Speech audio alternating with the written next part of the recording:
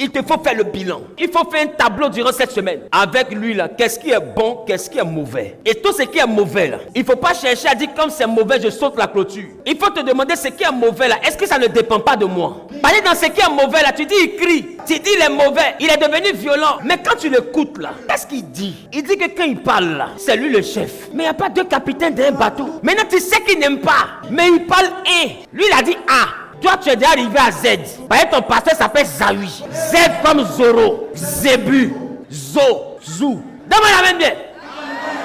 Mais un gars comme ça là, pourquoi tu ne sais pas qui t'insulte? Comment tu réagis? Se soumettre ne veut pas dire être esclave.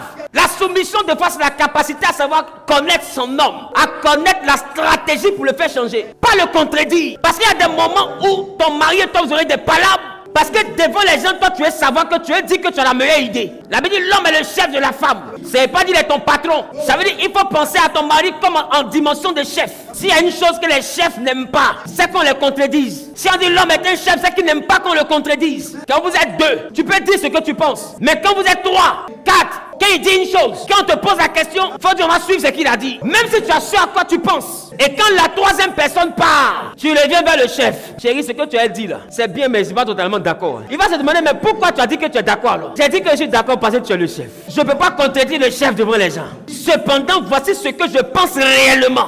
Et tu présentes ce que tu penses. Même si c'est quelqu'un qui est drogué, quand drogue va quitter, il va voir que tu es une femme intelligente. Il y a des injures que tu as pu avoir. Parce qu'à un moment donné, même quand tu as dit devant les gens, je suis d'accord, quand il va regarder ton visage, lui il va dire, attendez, je vais voir ma femme. Et puis il dit, ce que tu penses, ça vaut bien dire. Non, tu sais que moi je suis pas d'accord. Je savais. Toi, tu es une sorcière. Parce qu'on est là-bas, tu fais comme si tu es d'accord. Et puis vous devenez complice. C'est ça qu'on appelle la nuit porte conseil. Ça ne veut pas dire que Coussin parle. Donne-moi la main bien. Des fois le bilan est négatif parce que tu as mal réagi. Et toi aussi qui es un homme, si ta femme ne te respecte pas, mais pourquoi quand les gens sont là, pourquoi tu la célèbres pas? Parce que la réponse à la frustration, c'est l'agressivité. Parce qu'elle est là devant les gens, tu la fais passer pour mouton. Tu la ridiculises, tu l'humilies. Et à un moment donné, elle va réagir. C'est pas de l'insoumission, c'est de l'excès de frustration. Parce que même ton chien que tu nourris, que tu as appelé Snoopy, le chien là, si tu le maltraites toi, il va aboyer sur toi. Il est chien, c'est-à-dire qu'il n'a même pas maison. Il ne sait même pas si tu ne le nourris pas là, qu'est-ce qu'il va manger. Mais il y a une limite là, quand tu dépasses, il va aboyer sur toi. Même s'il va se retrouver dehors, mais il a aboyé quand même. Parce qu'il doit te montrer qu'il n'est pas un cadavre. Il ne faut pas pousser ta femme à te montrer qu'elle n'est pas cadavre. Sinon elle va se taire jusqu'à un matin, elle va dire tu penses que quoi même. Ce n'est pas de l'insoumission, c'est de l'abus de pouvoir. Parce qu'un pouvoir, il faut savoir l'exercer. Quel est le bilan? Ma maison là c'est bizarre. Mais qu'est-ce que toi tu as fait dans ta maison, c'est devenu comme ça? Non, ça c'est le diable qui me veut me séparer à mon mari. C'est pourquoi je vous ai dit le bilan c'est quelque chose de responsable. Parce que la plus grande irresponsabilité chrétienne c'est de tout mettre sur Satan. De toutes les manières son nom est déjà gâté. Donc tout ce qui est gâté on met sur lui. Sinon il n'est pas responsable de tout. Le monsieur dit qu'il aime manger salade. Le soir il rentre au travail, tu as pilé salade. Ça là encore c'est Satan qui a fait. Dans mes bisous. Il aime que la maison soit rangée. Il arrive à la maison, voici du riz sur la télé. Du riz, il a fait quoi sur la télé? Ça encore, c'est le diable qui a fait. Ses amis arrivent. C'est là que tu t'es emporté mini. Tu es assise en mini et puis tu es mal assise. Il est fâché. Non, quand tu es trop jaloux. Mais tu ne vois pas que toi aussi, tu es trop strictiseuse. Donne-moi la main bien.